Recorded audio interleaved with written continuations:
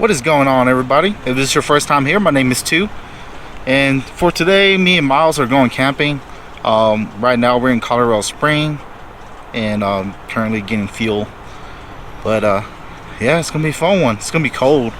There's still a lot of snow up there, so yeah, we just stop here as they come and go to get fuel and a little bit of snack, but it's gonna be fun indeed. So tonight we're gonna camp, and then tomorrow we're going to off-road. Obviously we're going to run the trail, and Tristan is supposed to come up tomorrow. I'm not sure what he's bringing. He's either the side-by-side or the Jeep, but yeah.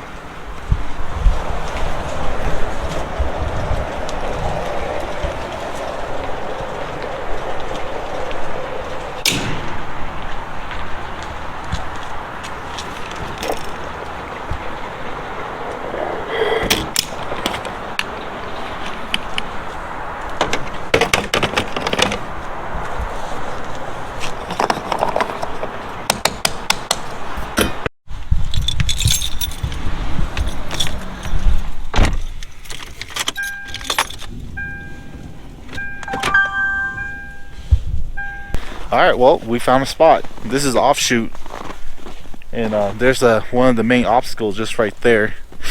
So we're going to camp here tonight, and Miles is currently working on getting a fire started so we can start cooking.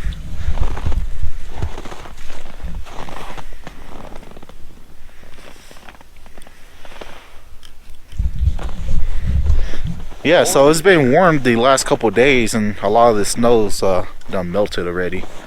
I think the last time I was here last weekend, it was easily 3 foot of snow, and right now it's down to, what do you think, like an inch? Yeah, like an inch powder. Yeah. So Both yeah, sides of the trail still out about 2 feet or so. the dog's just walking around and play. Evie's been needing to get out of the house for a while now, because every time when I bring her out, the snow has been too deep and she doesn't want to play. So she's been just running around.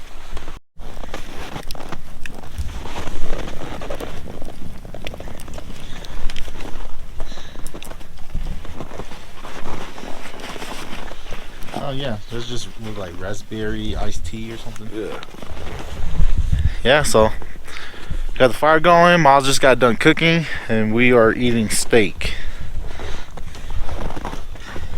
Looks freaking good. That's my plate. That's Miles' plate.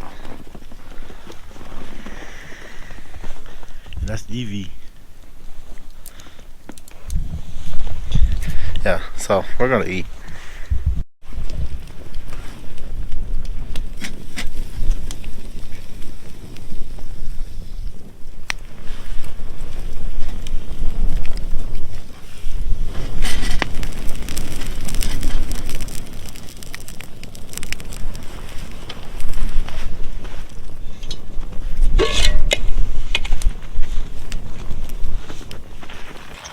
You've had 33s. What pros and cons about it? 33 versus 35s? Yeah. Because you run 33 for winter tires, right? And Yeah. then 35 for summer tires. Yeah. Well, when I first moved when I bought Mallrunner, it was on 30s. And then I went, this is before I got a lift kit. I got Toyo Open Country AT3s, 30 inch. And then I got rear ended. And then when I got rear ended, instead of fixing the damage, 'cause it wasn't that bad. Yeah. Yeah, You popped it out yourself. Yeah. I took that insurance check, and I got the lift kit and stuff, and the rock sliders. And once I got the lift kit on, 33 looks funky on it. So I sold them. It looks small. Yeah. It looked So like wait, 30s look small or the 33s look 30s. small? 30s look small. Alright, yeah. 30s with 3-inch lift. Yeah, Because I was planning for the future. I was planning to have bumpers, all the weight and stuff. So Yeah. I was tall. I mean, it was 3-inch lift, but it ended up being like almost like 5-inch with no weight. I feel like I remember seeing a photo Yeah. of Mallrunner on 30s with the 3-inch lift. And yeah, it looked. Yeah, it was funny. It definitely looked like a skipped a leg day for sure. Yep. So I put the lift kit on. Sold the 30s. I sold to some dude that drove in Colorado. This is back in Georgia. Alright. And then got 33s. I should have went bigger then, but I was scared doing the body mount chop and all the other stuff. Alright. So I went in 33s. And then after I got a bunch of pinstripes and stuff in Georgia, like I didn't care anymore. So I just hacked the body mount. Make it clear better.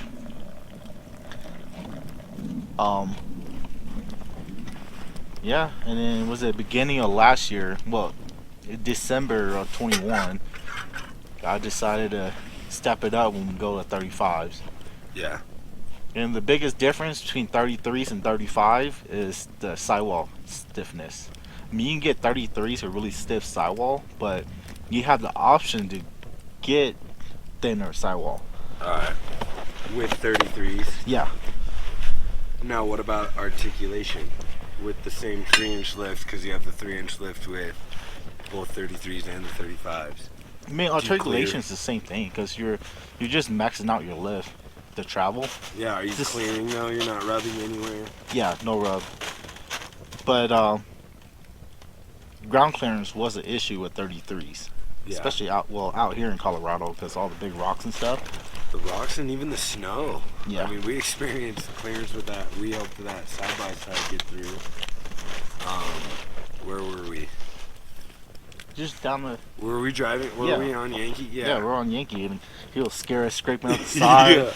Yeah, and he was like, "How you guys gonna go through it?" I was like, "I'm just gonna drive right through it." Drive it. Yeah, I was like, "Yeah." I told him like, we both are on 35s. Like, our tires are taller than that snowdrift. He was worried about scraping the side of his little side by side. Yeah. We didn't film that day. Nope. That's before my YouTube day. Yeah. But the biggest difference, like I said, is the sidewall, so it's a lot smoother off-road when you ear down. Alright. Versus 35 is stiff, so you tend to bounce a lot more. Did you notice the difference when you went from 34s to 35? I noticed a highway driving difference. That was the biggest. Oh, that the tire rolling, Yeah. the sidewall roll. Without airing up as much. Yeah. So then I started airing up more. And I guess I didn't notice it. But honestly, it was cold the last time I was airing up, so I didn't air up very high. And I haven't minded it. I think I'm at like 37 PSI right now instead of 40, 45. Yeah. I think at first, I don't know if I just got used to it or the tire broke in or whatever, but when I first went with these, the first time I was on the switchback, I noticed the roll too. Yeah. But ever since, I don't notice it anymore. Maybe I just used to it and I compensate for it or something. Yeah. Or you have a stronger steering. Would it be like a steering? No, it's the vehicle itself. Is it? Yeah. No. For me, I should have like rolled more because I have more weight now, but I don't notice it. So. Yeah. But then off-roading, for sure, the rocks, man, all the rocks on any decent trail. If you're not on 35s, you're scraping the crap out of the bottom of your truck. Yeah, that's what I tell folks in Georgia. It's like Georgia 33s you're good, but I have in Colorado. Here in Colorado, 35 is the minimum. Yeah, I'd agree. Yeah, if you're 33 or smaller, you better have some skid plates because you're gonna beat them up. I think it would also be nice to have a decent set of skids, which I don't. I guess the stock skids are decent, but they could be better. Yeah, you just gotta be more careful how you drive. Pay attention. Yeah. And honestly, if you're paying attention and you're driving correctly, you shouldn't be running down the middle of your... Yeah, you don't run to that big old rock like you did right there. That big rock was huge, man. was like, that's a big rock.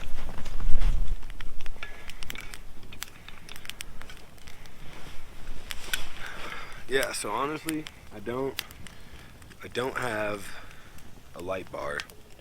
I don't think I'll ever need a light bar. Yeah. My light bar is only like half a light bar, so I don't really do much. Yeah. Maybe a grill light bar rather than like a Roof. windshield light bar. But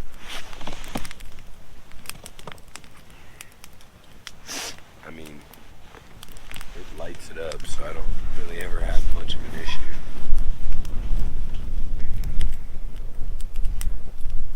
Would be kind of cool to maybe, I think it might be Diodynamic. They just released the 5th gens have that tailgate like top light, 5th brake light or 3rd brake light, and you can replace that and put like Little tiny light bar up there. yeah, like or a little like what do they call those? Like tracking lights, you know, where like if I was in front of you, super dusty. What's the word for that? Yeah, like there's a term that they say. Chase light. Chase lights.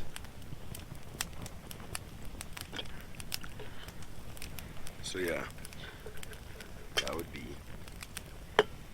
interesting, but yeah, like a bunch of electronics is just another way to just get things to malfunction. Yeah. It's just that it's like too many people do it to where it's like a fad, you know? Yeah, and if you don't have it, it doesn't look like you've modded your vehicle out enough. Yeah. And it's like, dude, what do you need all those lights for? Yeah, there's so many people with so much aftermarket stuff. Like, they just have way too much money or something, or they're like that credit card debt. I don't know. Yeah, I couldn't tell you either. So then, I've always wanted to ask you this question. Now that you've built your 5th tire carrier, and as I'm saving up for my 5th tire carrier, do you feel the need to have a 5th tire? Yeah. Yeah. It gives you a peace of mind. Just that much more? Yeah. Yeah. I mean, I guess it really depends on you. You know, you got the peace of mind, so you tend to do more stupid stuff. True. But even, I mean, just traveling, like cross country, man, like having to pull over and patch a tire, or in my case, pull over and I would have to fix that tire. You could just pop your 5th tire on and just keep moving and worry about patching it later that night or following day. Whenever it's convenient to you. Yeah. Whenever it's safe, you know, you're not on a fucking mountain. Yeah, but for us, it's more safe. It gives you a better peace of mind. You know, being 35s. If you're like smaller or standard size tires, then it's kind of like whatever. You don't need a spare tire like that. You can just have a donut and be fine. Yeah. So we ran into that scenario back in Georgia. A couple of us went up to Wind Rock, Tennessee. It was a 4-hour drive. And then one of the buddies drives a Tundra, lifted Tundra, on 35s, but it's like 12.5, 35. So it's a skinny 35. Yeah. And of course he popped the tire, got no spare. He was lucky enough that we found one, a tire shop that had just one in stock. Really? But it was still like an hour diversion just to go get the spare tire so he can get off the trail. Yeah. Yeah, and I mean, as I'm watching, you know, people drive with aftermarket bumpers but no 5th tire, and they're driving on like 37s or 40s. Yeah. I'm just like, yeah, I mean, the odds of us popping a tire, like we've got some pretty beefy tires, but you can't just go putting, you know, anything on it. It has to be another 35, 37, or 40. Yep. Or you're fixing the tire. That's the thing too about that Wind Rock trip, was that he has 35-inch AT tires, and the only tire they had was an MT. Yeah, so you know that truck was lugging on the way home. Yeah. And then he's just got a tire that's now not matching any of his other tires. Yep. Yeah, it was like $500 for that freaking tire too. That's crazy, man. So now I've only ever had mud terrains, and you've had AT and hybrid. hybrids and AT. Have you had mud terrains? No. No. I don't think I'll ever go full dedicated mud tire. No. It just lugs too much. It makes too much noise. They are loud. And they grip a little goofy. You can like feel that. Is that what you're talking about with the lug? It's like you walking around with soccer shoes on. You know? Or even just some big boots, you know? Yeah. Versus some tennis shoes. Or maybe just not quite so big rock crawly boots. I don't know, I've not had an issue in the snow. Like the thing with the Mickey Thompsons. The thing about MTs is that they're overall softer compound. So if you do rocks and stuff like that, it's more grippy. It's more grippy? Yeah.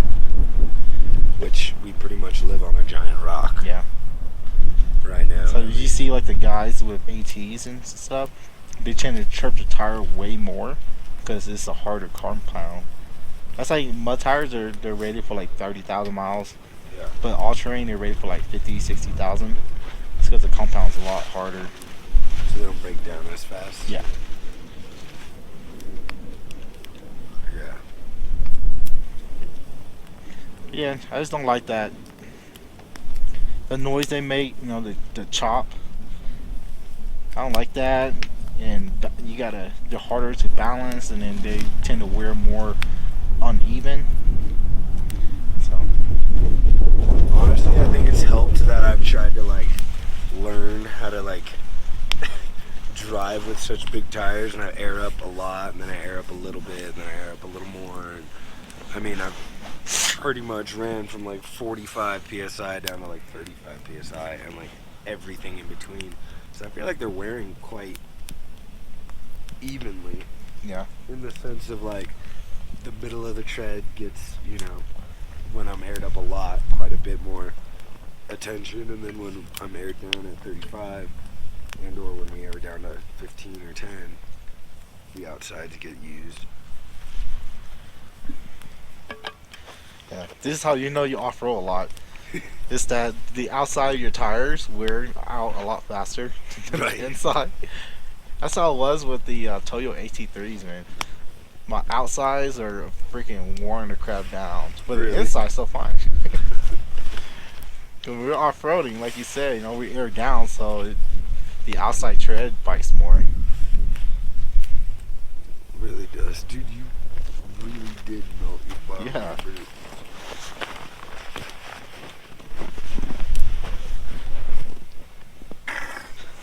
Show the camera. Oh my god, that smells. Can't really see it well.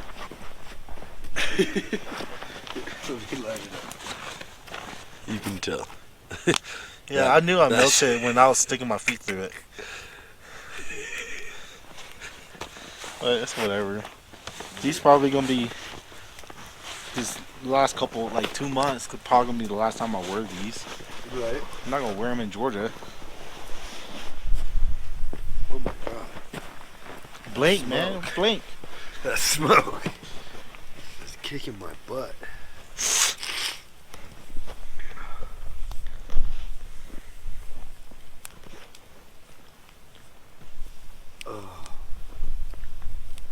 What do you think you'll go with next?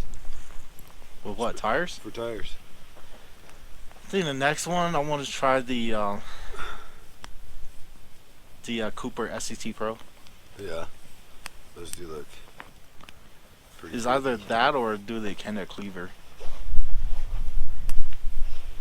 The Cleaver RT.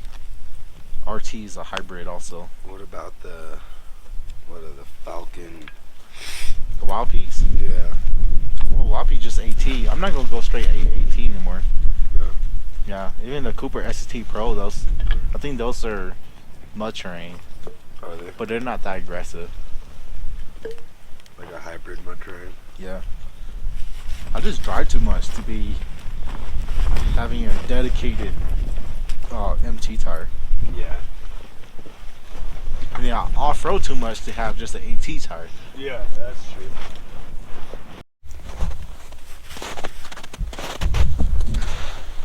Good morning, y'all. Yeah, last night was rough. It got really windy right after midnight. I think the wind was gusting like 30 miles per hour to the point where the diesel heater quit working because the wind was just sucking all the heat out of the hose. Yeah, it was rough. It was really cold and really windy, and it got to the point where I got out of the tent. I slept in the car. So luckily the fourth gen, the front seat, at least the passenger seat, if you take the headrest out, you can fold the seat almost flat, and that's how I slept for the night. So it's pretty good. Sleeping in the car, you know, it's not as cold, and I don't have to deal with all the wind flapping and stuff. But yeah, me and Miles stop at a pull off, and we're cooking breakfast right now. We are waiting for Tristan to get here. I think he should be here in like 20 minutes or something.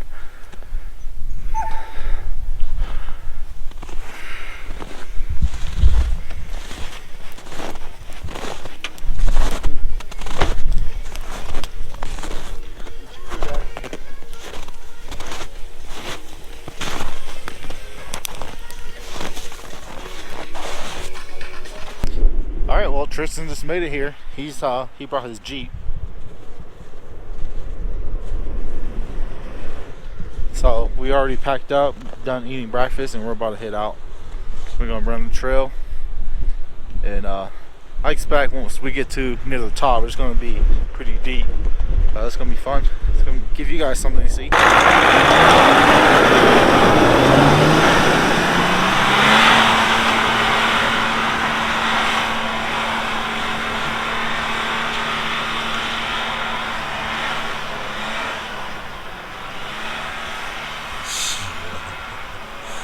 Dude, you need one of those.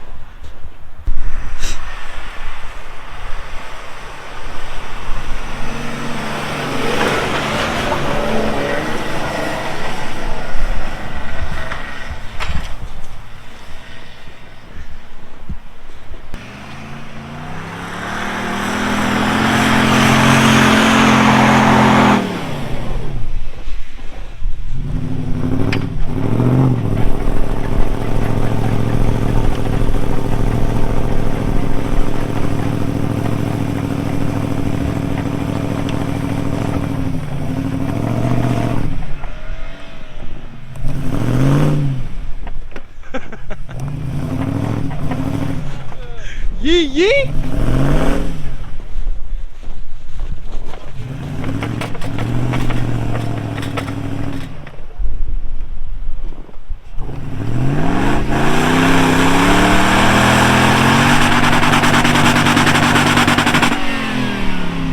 Just dig it real deep. That's hella deep now.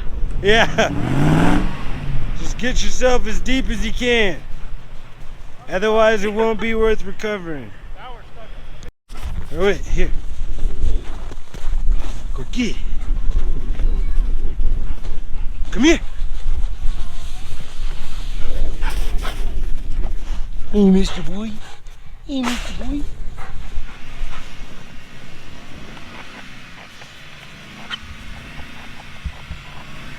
What do they do?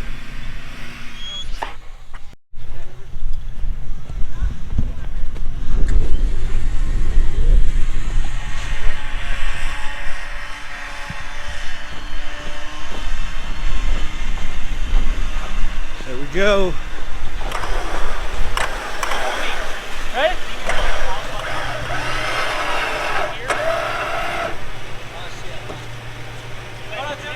Parking brake on? Yeah. She's just moving.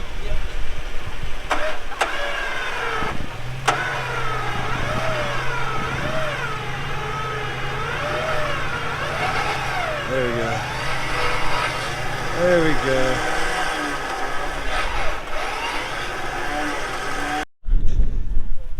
So how we doing, boys? We're getting stuck. Getting stuck. How you living, Axe? Country boys in the snow. This is how we doing it. Dude, a bunch of drug dealers out here. There's cocaine everywhere. You can't. I'm filming. Beep beep. Gotcha. Gotcha. Gotcha. Gotcha. Gotcha.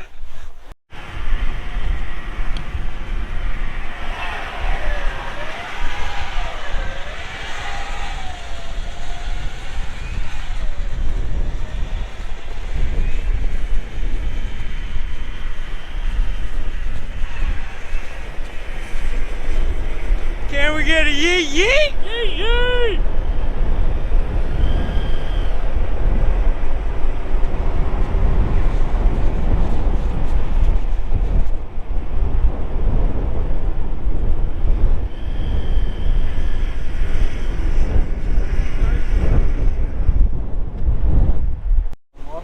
It says, oh, Mallrunner. You told me earlier it was Mallrunner. I was like, he's got a fucking Mal. That's it.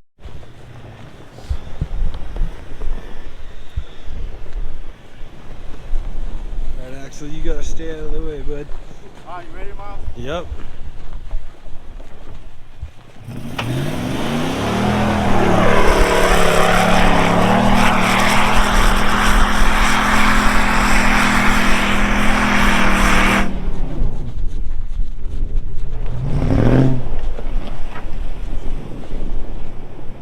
Axel, come. Come over here. Sit. Sit.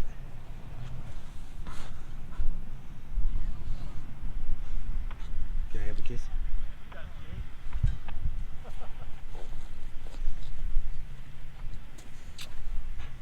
Maybe I should let some air out of the fucking tire.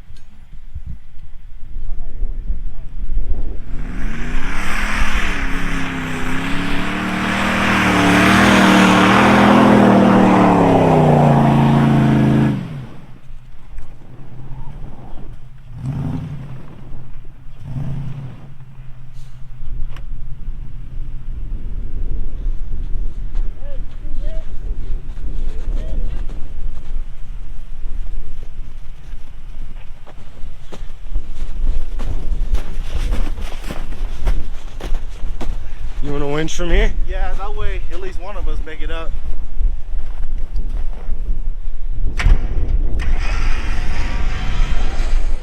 Hey, kind sir. Do you mind winching my buddy Yeah, the no rest of the problem. way? That looks gorgeous right there, like that. We'll make sure to document it so it happened.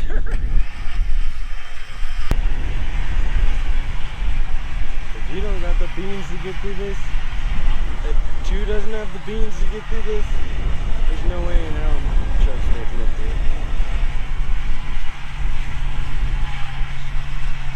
Oh, you better believe I'm giving it a rev.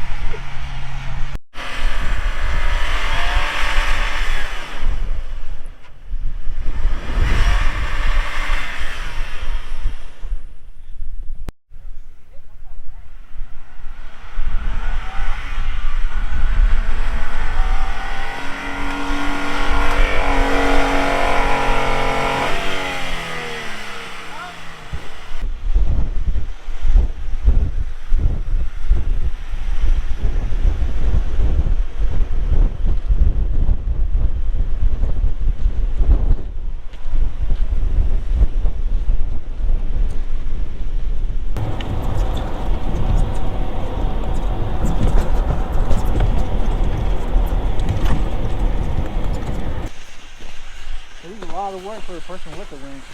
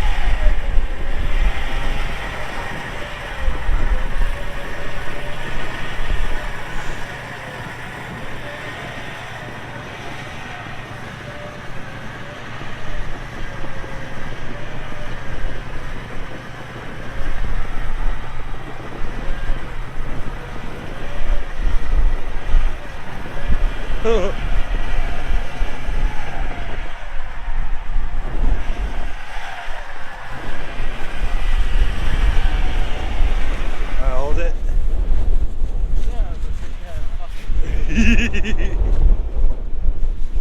We're gonna leave that winch extension there. Axle come.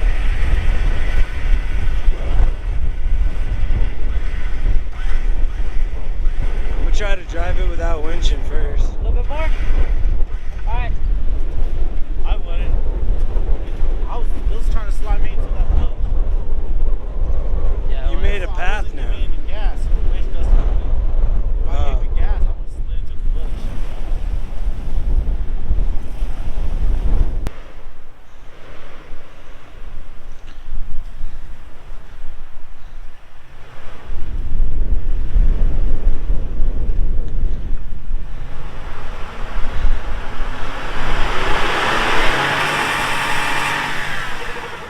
Yeah, this sucker is already stuck. Yep, so this is the next day. It is Sunday. And yesterday during the camping trip when I woke up, this pole right here was laying on the ground. And the tent is sitting kind of weird. It's like it's missing a link right there. So I'm assuming that's where it fell off. And I have not climbed in there yet to try and figure out where it fell off, but that's what I'm doing today. And yesterday while we were airing up, we found that the fuse no, it's more like a breaker. The breaker for Miles' air compressor, we mounted here and we ran the wires all the way across. There's a breaker that sits right there and it hooks to the battery, but the breaker was defective. It kept tripping. Well, it's tripping, but like if you mess with the trigger a little bit and it'll start working again. So it's not tripping the breaker, it's more of like just a loose connection inside of the breaker. But yeah, that's what we're doing. So we ripped it out. Yeah, we just move it. Do like me, no fuse. Burn the 4Runner to the ground.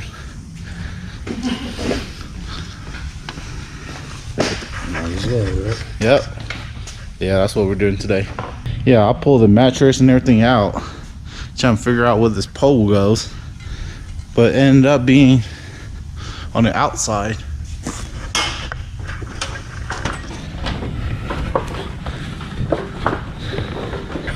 So this pole goes in here, it hooks into the rain fly, and then it goes across to the other side. Yeah, I have no idea how it popped out. How does this happen? It was just that windy, huh? Because as you can tell, I mean, it has a nice bend in it. So, all right, trying to work it in. There's no way that I can show you guys this, filming and trying to put this in too far off the ground. So I'll be back. Yeah, so I fed it through the rain flat, and then just put it into this hole right here.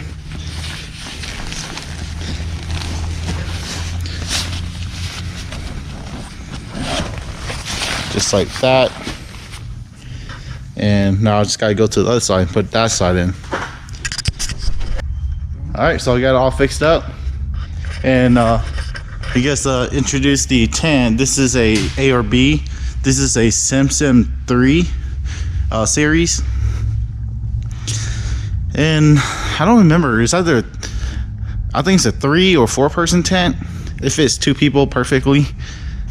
It's a great tent overall. The biggest drawback that I don't like is the bag.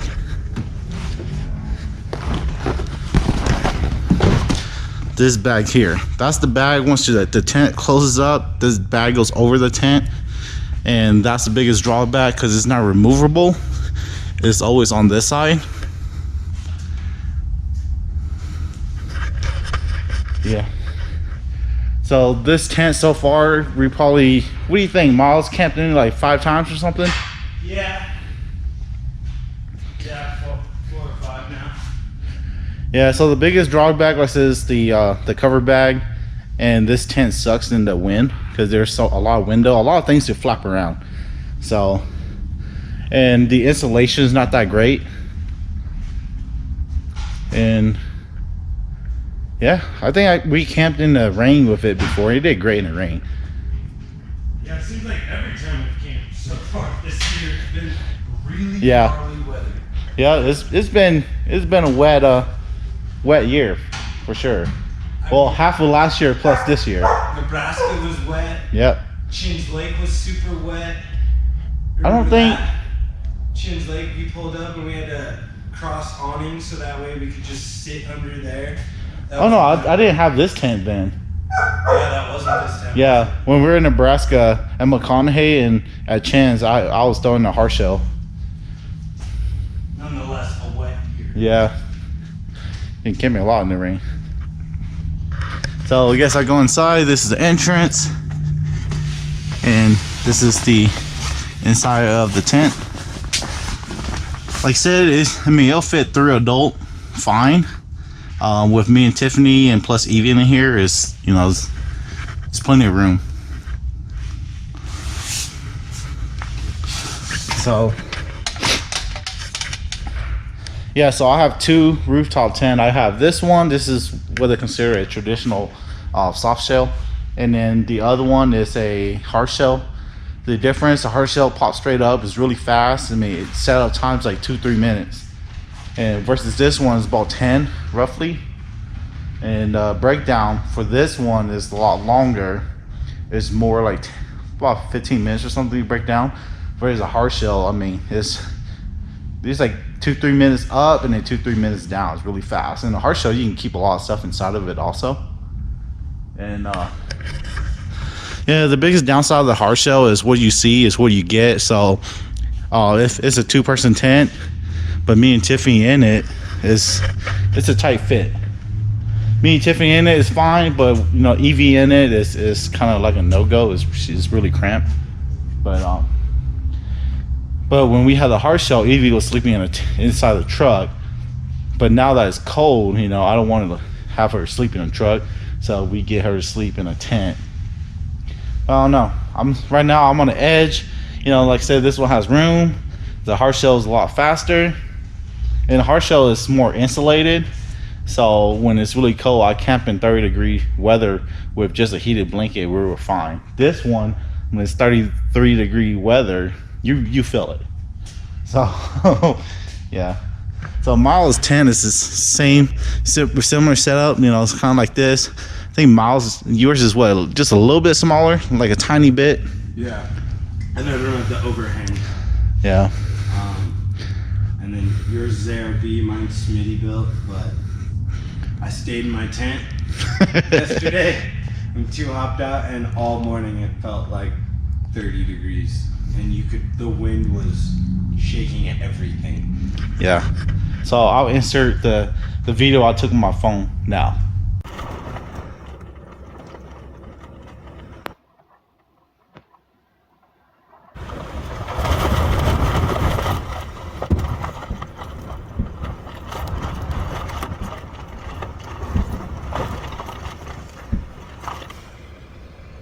Windy as hell.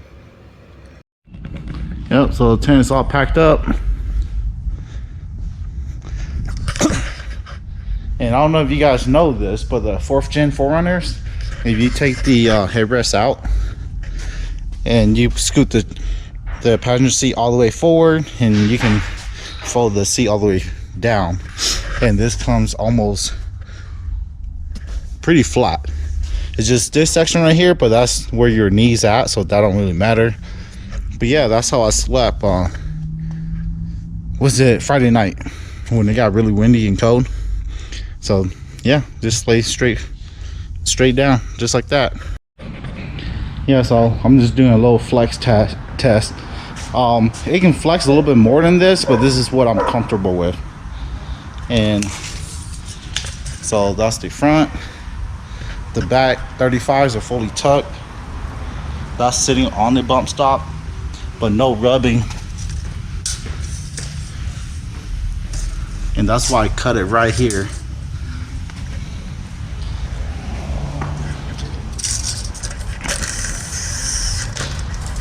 So back here, it is roughly 48 inch.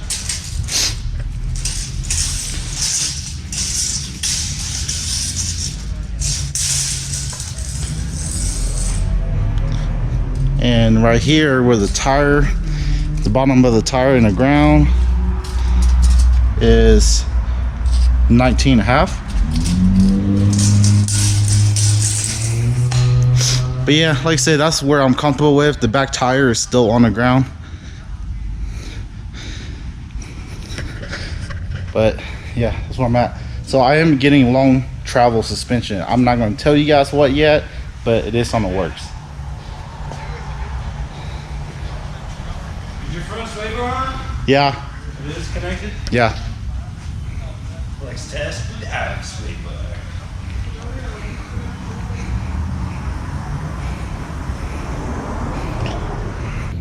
Yep, so we did the oil change and I took off the front sway bar.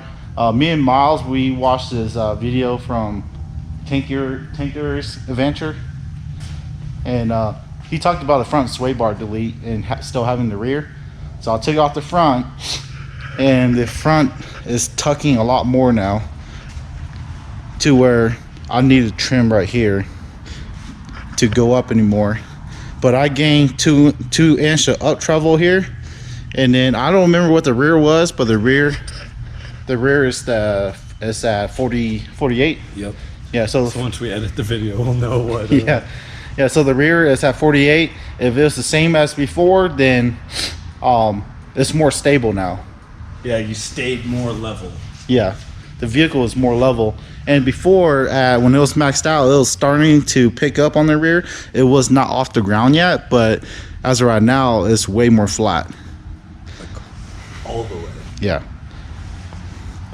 Yep, so measure 48 from the ground up to the fender, and then here from the ground up to the tire is 21. And I do remember that it was 19 before. There is still more room to go if I trim the bumper, but we're just gonna stop right here. And yeah, I do need to, once I trimmed it, I do need to see how much I can tuck the tire before I start rubbing, because the bump stop is still OEM. It's not extended yet, and I still have probably like 1.5 inches before I even hit the bump stop. So there's still more room to go. Oh yeah, you still definitely have like 1.5 inches. Yeah. I didn't even look at the bump stop in the back yet. Yeah, but it does look more level as is. All right, well, that's it for now. We are going home.